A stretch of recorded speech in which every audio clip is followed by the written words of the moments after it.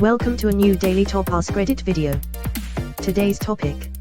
When you told someone about a serious struggle, what response screamed, "This person has never faced a real problem"?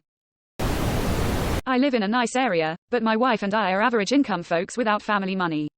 At the bus stop with my kids, another parent asked if they could borrow our housekeeper. We don't have one. Because hers was sick with COVID and the dishes, laundry was starting to stack up. She was in full crisis mode. Sure, here you go. Hands over cat. Cat proceeds to add more dishes. OMG, that's so gross. Even if you had a housekeeper, borrowing a whole ass person is fucked up. Imagine showing up for work and being told, "Oh, I'm letting my friend borrow you for the day. Go over to that unfamiliar house and do several days worth of built-up chores such as some rancid dishes." Note that there is a non-zero COVID risk too.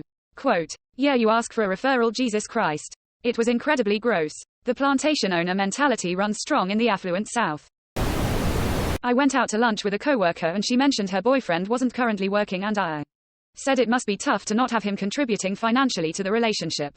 I assumed he wasn't if he didn't have an income. And she goes, "Well, no, he does. He's a trust fund baby, so even though he's not working he has a lot of money, but we're all kinda trust fund babies, aren't we?" Meanwhile, she is the first person I met who actually has a trust fund, and every penny I've earned, I had to work for myself since I was 16 years old. In high school I had a girl think that every kid had a trust fund, and after she argued with me and half the class about it, she was finally convinced that not all of us were rich. That's part of the first episode of Fairy Dairy Girls. There is an extracurricular trip to France and the main characters don't have the money and one is like, "Just use your trust fund." One of them goes home and asks their mom, who gives them the look like, "Who the fuck do you think we are?" Quote, edit, Dairy Girls. But I'm sure y'all knew that. When my mom committed suicide over the summer in high school, I came back and a girl said she understood because she had totaled her car that summer. Excuse me, what the fuck? Turns out the girl was a transformer and that car was her mom. Only acceptable option. As someone with lifelong chronic illness, I missed just 2 days from work and my boss had a talk with me and said, "I get sick and I still come to work. In the real world you have to push through it." I was slowly dying from complications of a now treated disease. And she knew that. The audacity. Sounds like my job. I've been sick AF for 2 weeks and missed 3.5 days. I got called into the office for missing too much work in a year. I've missed around 5 days total in the past 365 days. The new girl who hasn't even been here 6 months easily has triple my absences and they just kinda pretend it's not an issue. It's absolutely insane to me, the disparity between how coworkers are treated for absences. I have a coworker that regularly misses a day a week for personal reasons and no one really cares. Which I am not against at all. If she needs to and it works for everyone, it's none of my business. But when people are sick, it's like, "How dare you?" Quote, "You don't have money? Just go to an ATM." Quote, "This was my nephew to me when he was 3, rolling on the floor laughing, rolling on the floor laughing, rolling on the floor laughing. Now he's 17 telling me how I need to hustle in this life to make money. Boy hasn't even gotten his first job yet. Rolling on the floor laughing. That's cute and sad at the same time.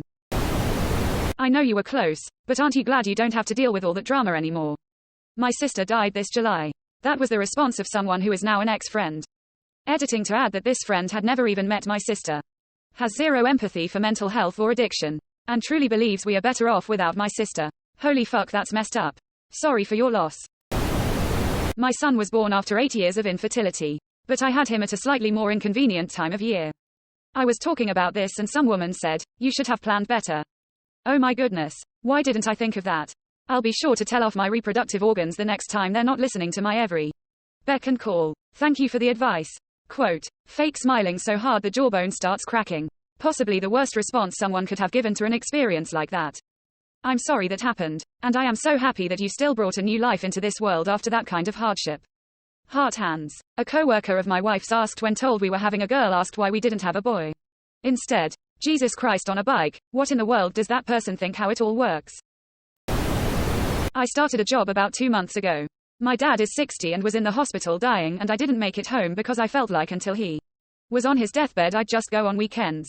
My current boss told me the day of his funeral, "We will be happy to let you make up the days you miss for his death." After returning to work she hasn't said a word to me and was upset I used my bereavement days.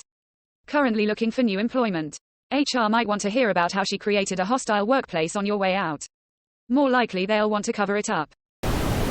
My friend's aunt is rich and I had to sit and hear her complain to her family about how inflation is so bad she had to buy a BMW X3 instead of an X5 like she originally planned.